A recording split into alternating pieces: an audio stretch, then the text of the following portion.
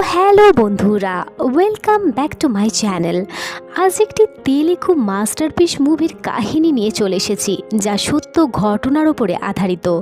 লোভ, কাম, ক্রোধ, হিংসা এগুলি আমাদের মানুষের জীবনের সাথে ওতপ্রোতভাবে জড়িয়ে আছে। তবে এইগুলোর প্রত্যেকটি নিয়ন্ত্রণে না থাকলে তার পরিণতি কতটা ভয়ঙ্কর হতে পারে তার প্রমাণ এই কাহিনী দেবে। আজকের গল্পের মধ্যে একটা শ্বাসরুদ্ধ ব্যাপার আছে। আমার অনুরোধ যে তোমরা মুভিটি শেষ অবধি দেখবে। কথা দিলাম এক্সপ্লেনেশন শেষ হওয়ার পরও কাহিনী তোমাদের মাথার মধ্যেই ঘুরতে থাকবে। তাহলে চলো আর দেরি না করে আজকের মুভির কাহিনীতে চলে যাওয়া যাক। মুভির কাহিনী শুরু হয় একটি জ্বলন্ত বাড়িকে দেখানোর মাধ্যমে। দৃশ্য সেখানেই কাট হয় এবং আমাদের কাহিনী গিয়ে পৌঁছায় একটি প্রত্যন্ত গ্রামে। এখানে ধর্মশালায় এক পণ্ডিত তার শিষ্যদের লোভ, লালসা, কাম এবং ক্রোধের বিষয়ে কিছু ভাষণ দিতে থাকেন। পণ্ডিতজি বলেন যে মানুষের আকাঙ্ক্ষা রাখা উচিত, তবে সেই আকাঙ্ক্ষা লালসায় পরিণত হলেই বিপদ। তবে জন্মের সময় ঈশ্বর আমাদের মধ্যে এই সমস্ত গুণ দিয়ে পাঠিয়েছেন, তাই এইগুলো ছাড়া আমাদের বাঁচাও সম্ভব নয়। সেই সম্মেলনে আমরা অন্নপূর্ণা এবং তার মেয়ে মল্লিকাকে বসে থাকতে দেখি। অন্নপূর্ণার পরিবার খুবই গরিব ছিল। সংসার চালাতে সে বাচ্চার ডেলিভারির কাজ করত। এক প্রকারে তাকে দাইমা বলা যেতে পারে। এবার এই সম্মেলনের সুন্দর কীর্তনের মধ্যেও মল্লিকা বারবার ঘুমিয়ে পড়তে থাকে। এইসব শোনার প্রতি তার বিন্দু মাত্র ইচ্ছা থাকে না। অন্নপূর্ণা মল্লিকে ভাষণের দিকে ধ্যান দিতে বলে। অন্নপূর্ণা বলে যে কীর্তন এত মধুর, তারপরেও তোর চোখে ঘুম আসছে কী করে? মল্লিক ঘুমন্ত চোখে বলে যে আরে ওই পণ্ডিত টাকার বিনিময়ে এত মধুর কীর্তন করছে। বিনা পয়সায় করতে বললে ওর মুখ থেকে কোনো শব্দই বের হতো না। আর তাছাড়া আজকাল টাকা ছাড়া কোনো মানুষই কিছুই করে না। অন্নপূর্ণা বলে সে যাই হোক, তোর বাবার টাকায় তো আর গাইছে না, তাহলে তোর শুনতে অসুবিধা কোথায়? মল্লি বলে পণ্ডিতের নেশা হলো টাকা আর তার ধ্যান আছে মেয়েদের দিকে। পণ্ডিত বলে যে আমরা সভ্য সমাজে বাস করি, তাই আমাদের কামুকতার উপরে নিয়ন্ত্রণ রাখা উচিত, তা না হলে পশুদের সাথে আমাদের পার্থক্য কোথায় থাকবে?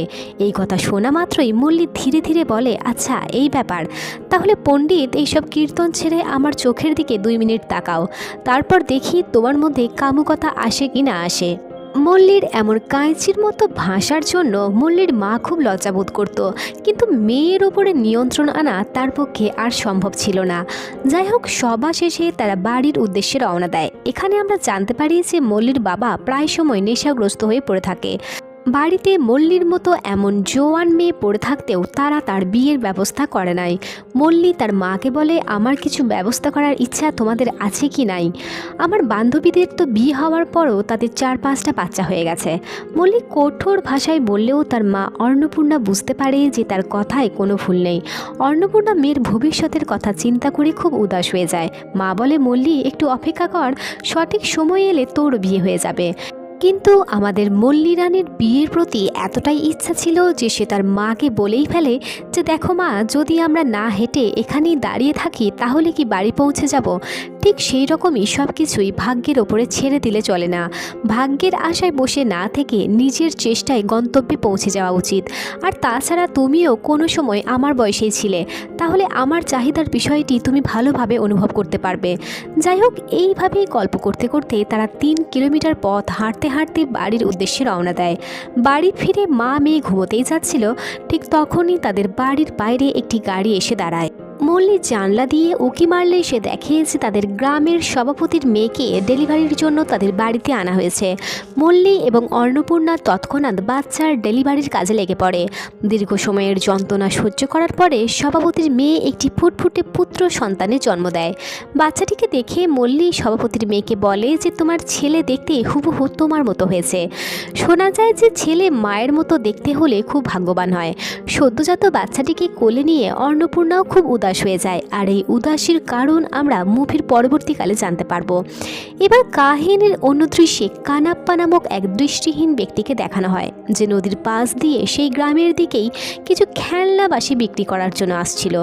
নদীর পাড়ে কোনো ব্যক্তির কিছু আসবাব নামানো থাকে, আর সেই জিনিসপত্রে পা লেগে কানাপ্পা কিছুটা হোঁচট খায়। কানাপ্পা ভাবে যে নিশ্চিতভাবে এখানে কেউ আছে।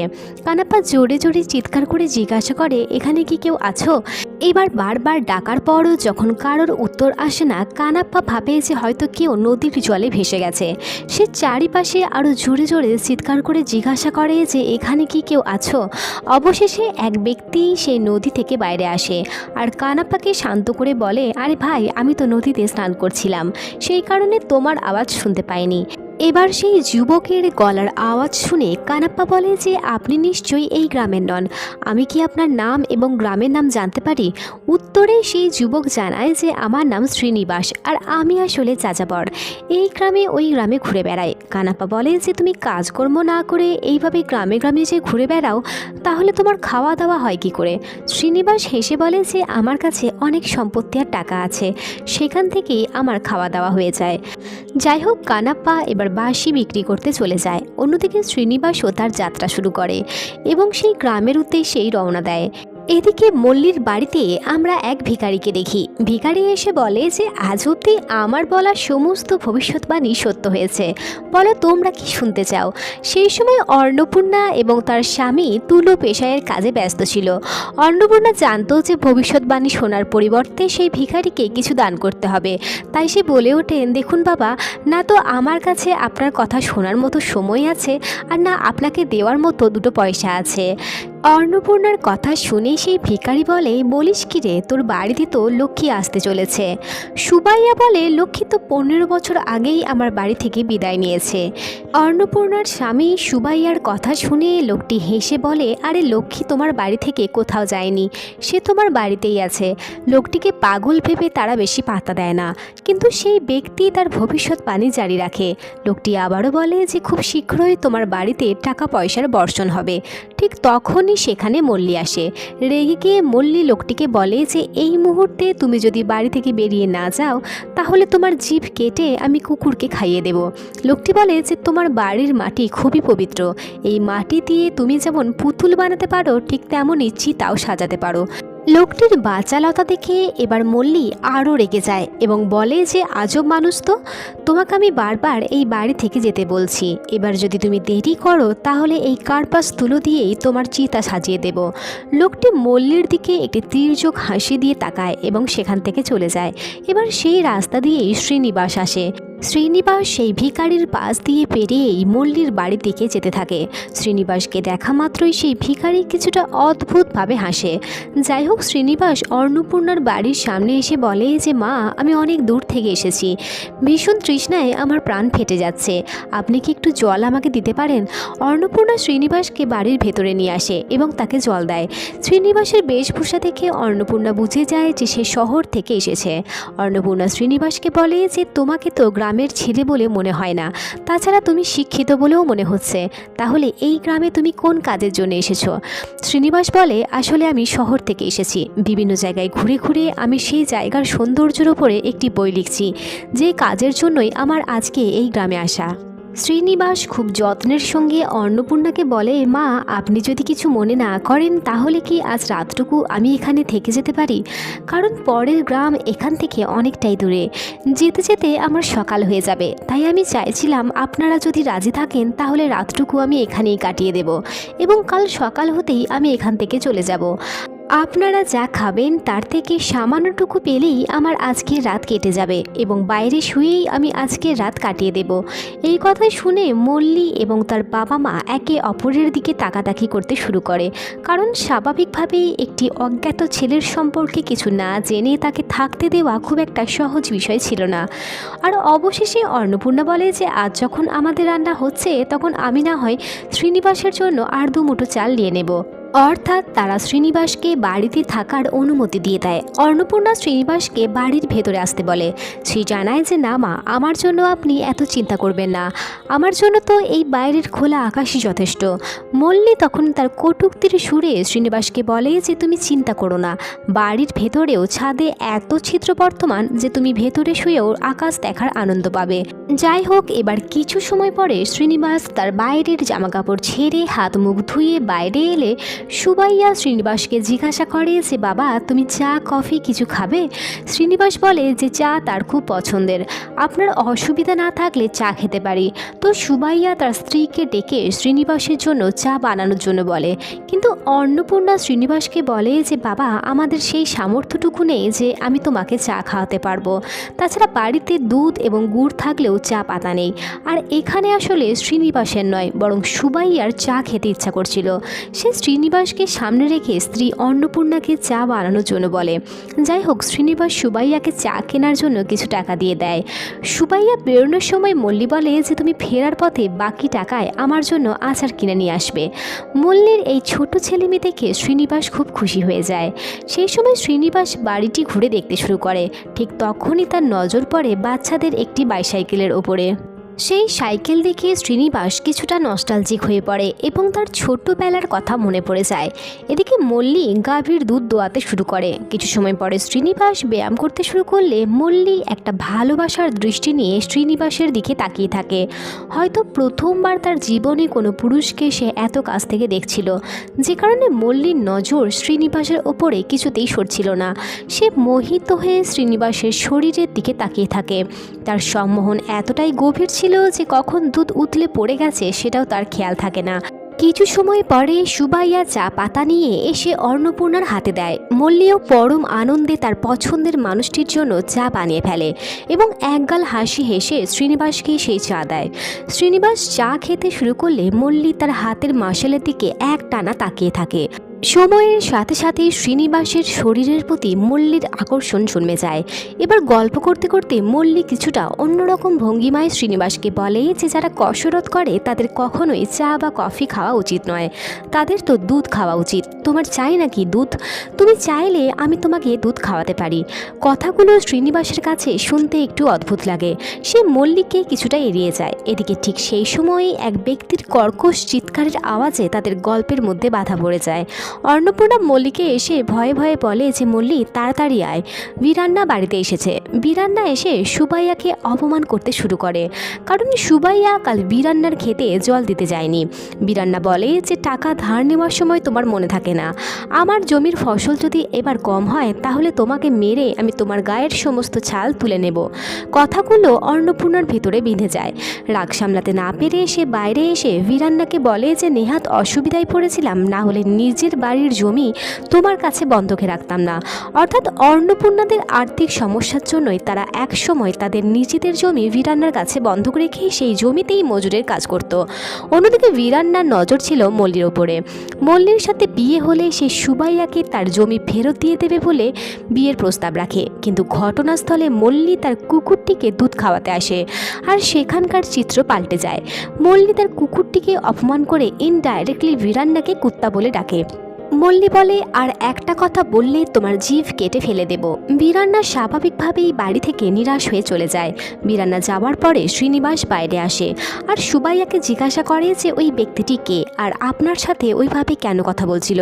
সুবাইয়া তার পরিবারের দুর্দিনের কথা খুলে বলে। সে বলে যে এককালীন আমাদের অবস্থা অনেক ভালো ছিল, এই আশেপাশের সমস্ত জমি আমাদের ছিল, কিন্তু ভগবান কেন জানি না অসন্তুষ্ট হয়ে পড়লেন।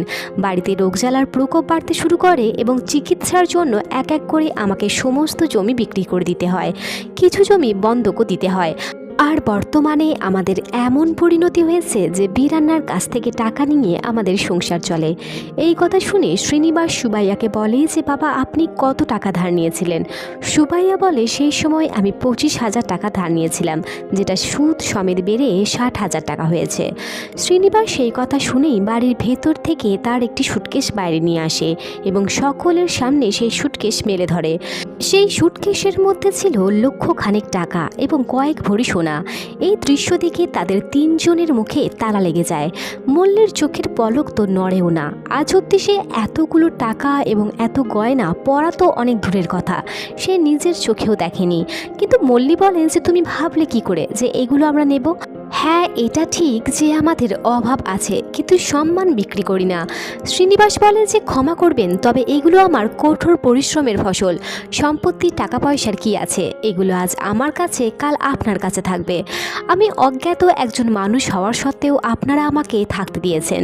এই অভাবে সংসারেও দুমুঠো চাল আমার জন্য বেশি নিয়েছেন। আমি একা যদি এতগুলো টাকা রোজগার করতে পারি তাহলে একবার ভাবুন যে আপনারা তিনজনে কত টাকা ইনকাম করতে পারবেন। আর আপনারা এটা ভাববেন না যে এগুলো দেখিয়ে আমি আপনাদের অভাবের মজা ওড়াচ্ছি। আমি তো আপনাদের মনোবল বাড়াচ্ছি যে আমি পারলে আপনারাও পারবেন। আমি ভুল কিছু বললে আপনারা আমাকে ক্ষমা করবেন। ঠিক সেই সময় ছাদ থেকে একটি টিকটিকি মল্লির ডান কাঁধে এসে পড়ে। মল্লি লাফিয়ে উঠলে সেই টিকটিকি গিয়ে পড়ে শ্রীনিবাসের ডান হাতে। বিষয়টি এবার আগত কোনো ঝড়ের ইঙ্গিত দেয়। অন্নপূর্ণা ও মল্লির গলা শুকিয়ে ওঠে, কিন্তু অন্নপূর্ণা বিষয়টি মাথা থেকে ঝেড়ে ফেলে দুজনকে বলে যে যাও তোমরা স্নান করে এসো, গায়ে টিকটিকি পড়লে স্নান করা উচিত। মল্লি এবার আরও বেশি বেশি শ্রীনিবাসের প্রেমে পড়ে যায় এবং দিবা স্বপ্ন দেখতে শুরু করে। মল্লি এটাই ভাবে যে যদি ওই সমস্ত পয়সা এবং গয়না আমার হয়ে যায় তাহলে কেমন হবে। মল্লি কল্পনায় নিজেকে ওই গয়নায় সুসজ্জিত করে এবং সেই কল্পনার মধ্যে শ্রীনিবাসকে নিজের স্বামীর রূপে দেখে। মল্লি সেই স্বপ্নের আনন্দ নিচ্ছিল, কিন্তু তখনই তার মা তাকে ডেকে ওঠে। অন্নপূর্ণা বলে যে আমি এবং তোর বাবা পাশের গ্রামে যাচ্ছি, সেই সময়ের জন্য শ্রীনিবাসের খেয়াল রাখিস। বাড়িতে এবার শ্রীনিবাস এবং মল্লি একা থেকে যায়। মল্লি কিছু বাহানায় শ্রীনিবাসের কাছে আসে এবং তার সাথে গল্প করতে শুরু করে। শ্রীনিবাস মল্লিকে বলে যে তোমাকে এমনিতে দেখতে কঠোর হলেও তোমার মন খুব নরম, তুমি পুরোপুরি মা লক্ষ্মীর মতো। এই কথা শুনে মল্লি বলে ধুর, কোথায় মা লক্ষ্মী আর কোথায় আমি। মা লক্ষ্মীকে কি কখনো গয়না ছাড়া দেখেছো? কিন্তু আমাকে দেখো, সারা শরীরে কোথাও একটা সোনার অংশটুকুও নেই। আসলে মল্লির ইন্টেনশন ছিল যে কোনো না কোনোভাবে সেই গয়নাগুলো একবার পরা।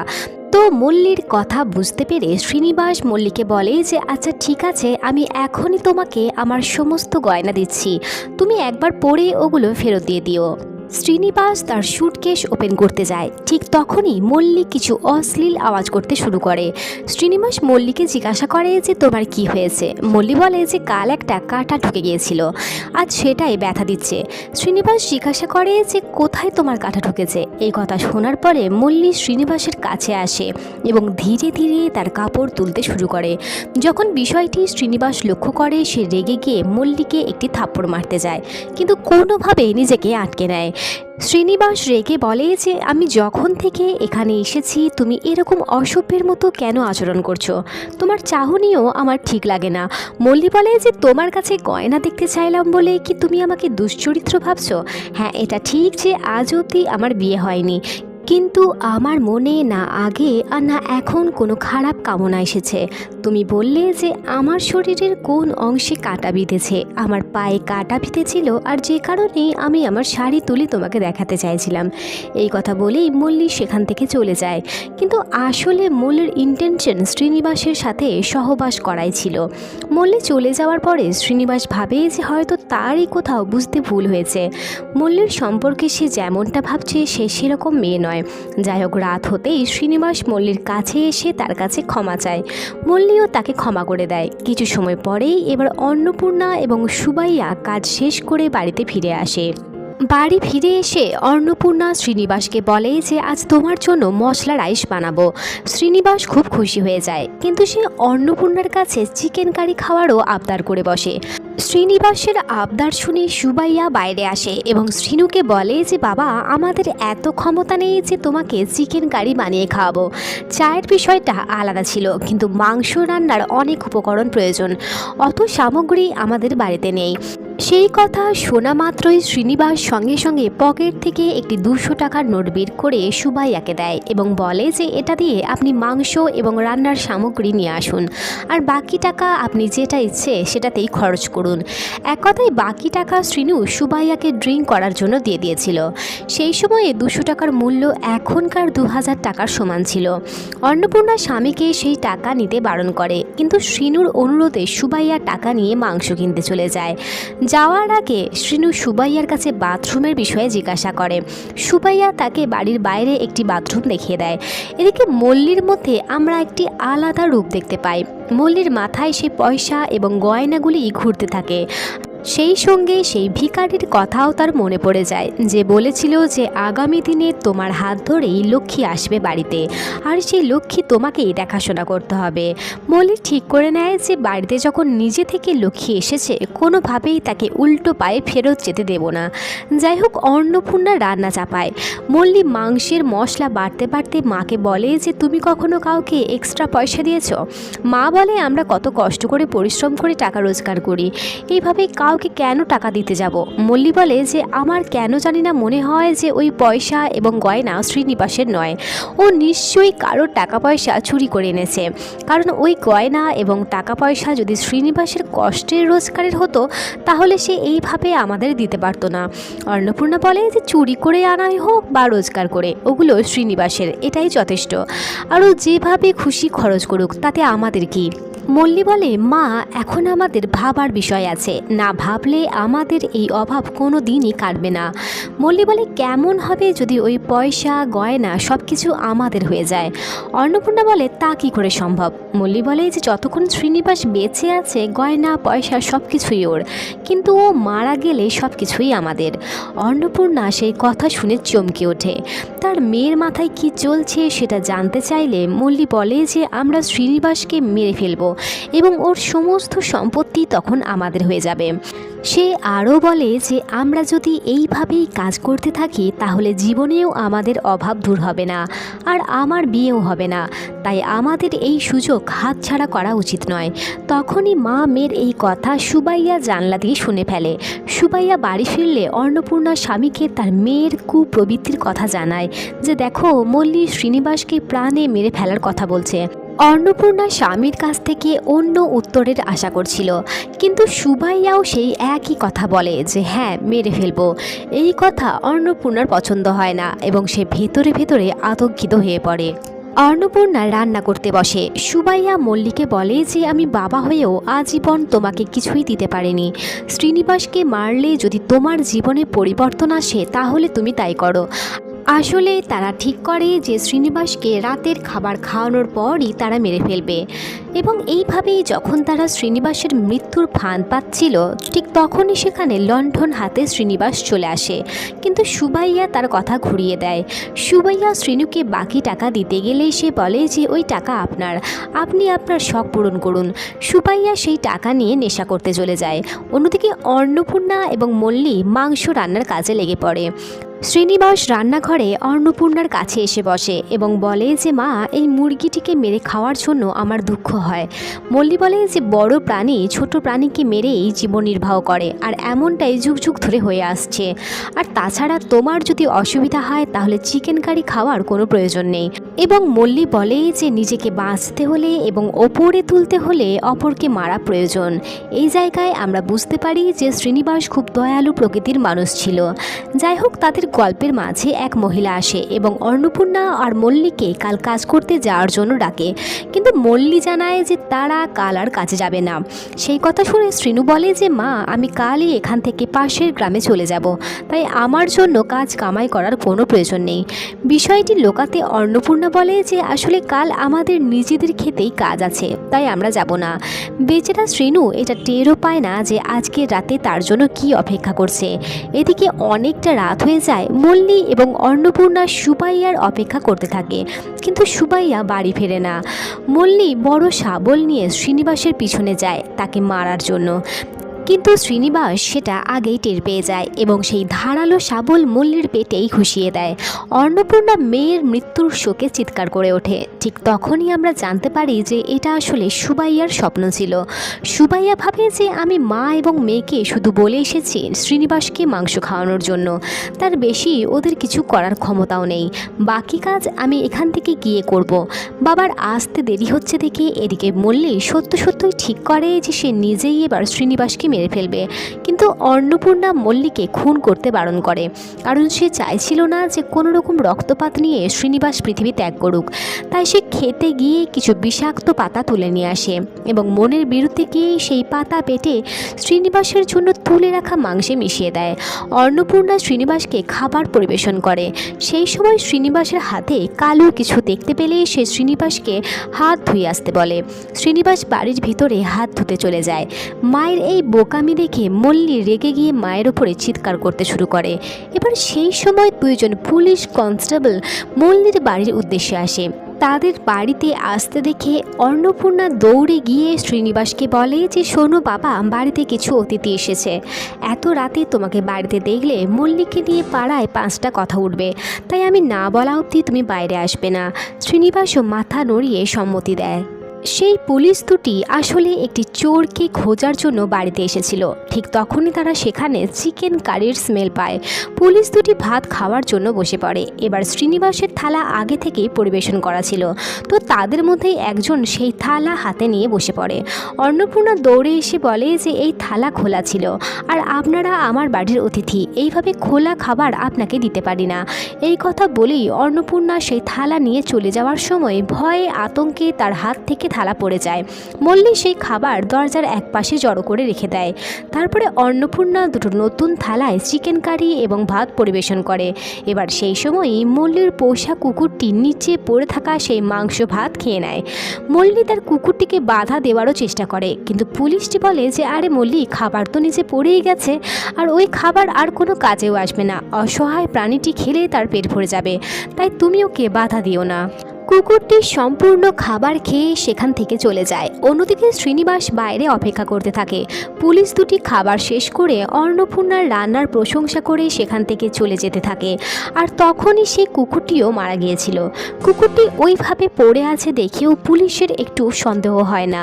মল্লি বলে যে খাবার খাওয়ার পরে ও ওইভাবেই ঘুমিয়ে যায়। যাই হোক, পুলিশ বাড়ি থেকে চলে যায়। তারা যাওয়ার পরে মল্লি কুকুরটিকে কোলে নিয়ে বাড়ির পিছনে চলে যায় এবং তার কবর দিয়ে দেয়। এদিকে অন্নপূর্ণা শ্রীনিবাসকে ডেকে তাকে খাবার পরিবেশন করে। শ্রীনিবাস পরম তৃপ্তির সাথে খাবার খেতে শুরু করে। খাবার খাওয়ার পরে সে অন্নপূর্ণার পা ছুঁয়ে আশীর্বাদ নেয়।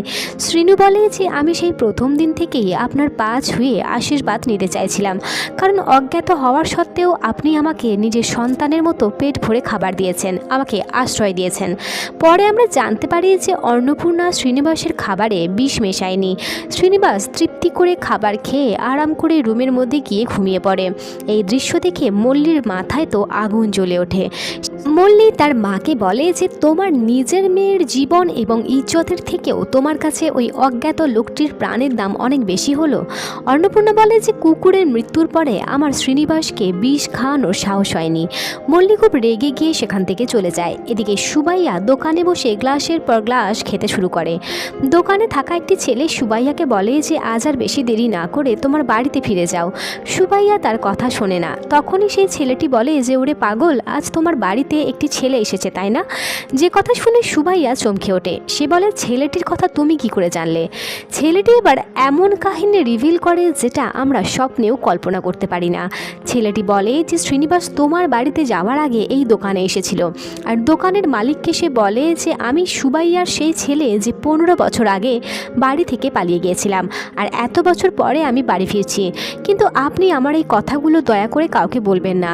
সময় আসতে আমি নিজেই আমার বাবা মাকে সব বলে দেব। শ্রীনিবাস আরও বলে যে আমি খবর পেয়েছি আমার পরিবার অভাবের মধ্যে আছে, আর সেই অভাব মেটানোর জন্যই আমি এখানে এসেছি। এই কথা জানার পরে সুবাইয়ার পায়ের তলার মাটি সরে যায়। অর্থাৎ তারা নিজের সন্তানকেই মারার প্ল্যান করেছিল। সুবাইয়া আর দেরি না করে তার বাড়ির উদ্দেশ্যে রওনা দেয়। এদিকে মল্লি তার হাতে চাকু নিয়ে শ্রীনিবাসকে মারার জন্য এগিয়ে আসে।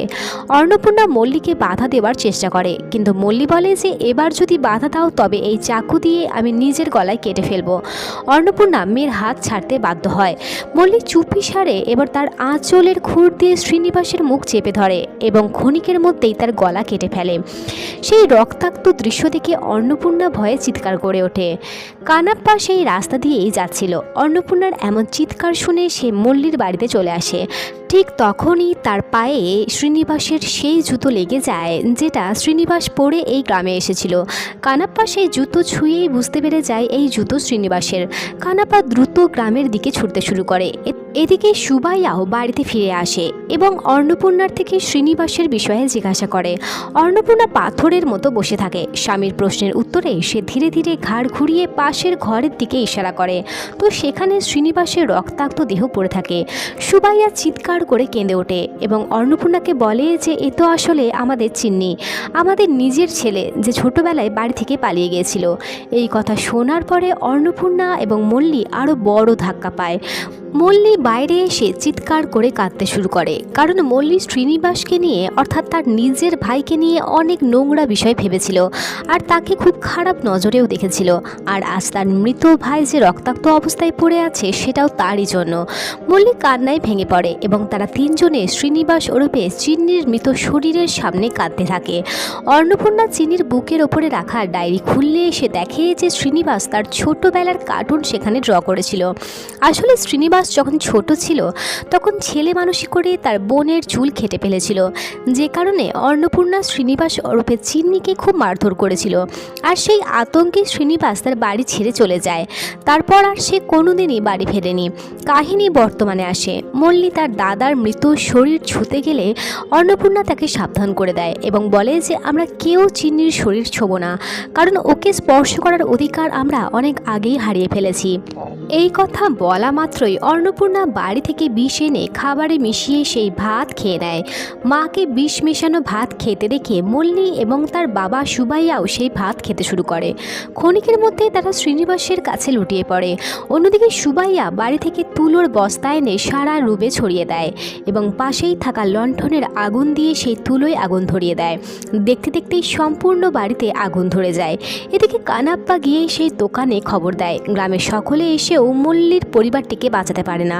সম্পূর্ণ বাড়ি আগুনের লেলিহান শিখায় তখন তপ্ত সূর্যের মতো জ্বলতে শুরু করে। আর এই দৃশ্যই মুভির শুরুতে দেখানো হয়েছিল। শ্রীনিবাসের ডায়েরিতে লেখা কথাগুলি দিয়েই মুভির কাহিনী শেষ হয়। ডায়েরির লেখা কিছুটা এরকম ছিল। শ্রীনিবাস তার ডায়েরিতে লেখে যে আজকের দিন আমি কোনো দিনও ভুলতে পারবো না। আজ 15 বছর পরে আমি আমার গ্রামে ফিরেছি, আমার নিজের বাড়িতে। 15 বছর পর আমার বাবা মা এবং বোনকে দেখে আমার খুব ইচ্ছা করছিল ওদের জড়িয়ে ধরতে, কিন্তু আমার মধ্যে ইচ্ছা ছিল যে আমি আমার পরিবারের সাথে একজন অজ্ঞাত মানুষের মতো দেখা করব। বীরাইয়া যখন আমার বাবাকে অপমান করে আমার খুব কষ্ট হয়েছিল।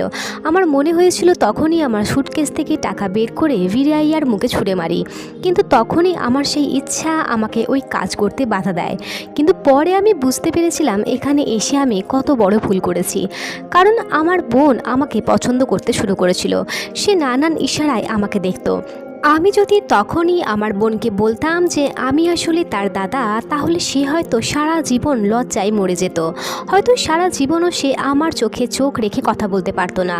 আর সেই দুঃখ আমি আমার বোনকে দিতে চাইনি। এই জন্যই আমি ঠিক করেছিলাম যে আমি একজন অজ্ঞাতর মতোই এখানে এসেছিলাম আর ঠিক সেইভাবেই এখান থেকে চলে যাব। তবে যাওয়ার আগে আমার এতদিনের সমস্ত ইনকাম আমার পরিবারের মানুষের হাতে তুলে দিয়ে যাব, যাতে আমি চলে যাওয়ার পরও আমার পরিবারের বাকিটা জীবন সুখ স্বাচ্ছন্দ্যে কাটতে পারে। আর এখানেই এই মুভির কাহিনী শেষ হয়ে যায়। তো বন্ধুরা, আজকের এই মুভির কাহিনী তোমাদের কেমন লাগলো তা অবশ্যই আমাকে কমেন্ট সেকশনে জানিও। এবার আসা যাক কিছু কথায়। মুভির শুরুতেই সভাপতির মেয়ের পুত্র সন্তান হলে সেই বাচ্চা কোলে নিয়ে কেন অন্নপূর্ণা উদাস হয়ে গিয়েছিল তা নিশ্চয়ই তোমরা এখন বুঝতে পারছো। তবে আমি যেমনটা কথা দিয়েছিলাম, হয়তো তোমরা এখনও ক্লাইম্যাক্সের এই টুইস্টের কথা ভাবতে পারোনি। কাহিনী যত মর্মস্পর্শী ততটাই বাস্তব। কাহিনী বাস্তবে ঘটেছিল দক্ষিণ গোদাবরীর সংলগ্ন এলাকায়। ভিখারি লোকটি মল্লীকে বলেছিল তুমি চাইলে তোমার বাড়ির মাটি দিয়ে পুতুলও বানাতে পারো, আবার চিতাও সাজাতে পারো। অন্নপূর্ণা বারবার শ্রীনিবাসকে মারতে বাধা দিয়ে থাকলেও মল্লীর লোভই শেষ অবধি তার দাদার প্রাণ নিয়ে বসে। সম্পূর্ণ বাড়ি শেষ অবধি জ্বলন্ত চিতায় পরিণত হয়। তাহলে চলো আজ এই অবধি, পরের দিন আবার আসছি অন্য একটি মাস্টারপিস মুভির কাহিনী নিয়ে। Till then take care, bye by.